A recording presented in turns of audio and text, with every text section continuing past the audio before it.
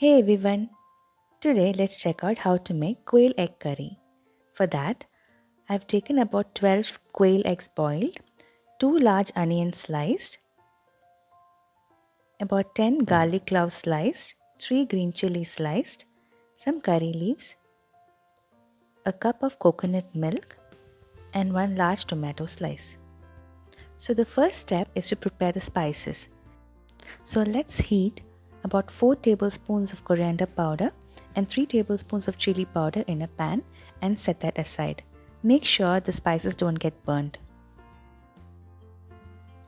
Heat oil in a heavy bottom pan and roast the garlic slices well till the raw smell disappears. Once the garlic is done, let's add in the sliced onions as well. Let's add in a teaspoon of salt and saute the onions well till they become translucent.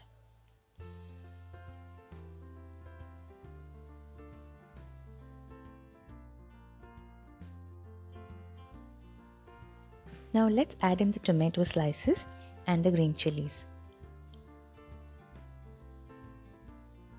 Give it a good mix and let it cook in low flame for about 2 to 3 minutes. Now let's add the spices and some curry leaves and give it a good mix.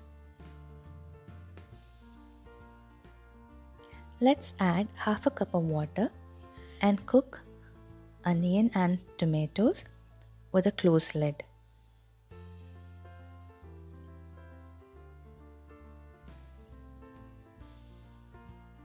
So this would take about 5 to 7 minutes to get cooked in low flame.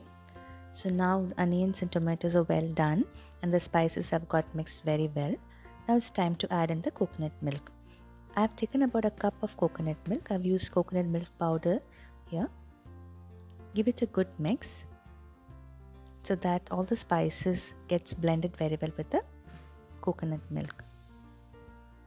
Now let's add 1 teaspoon of Garam Masala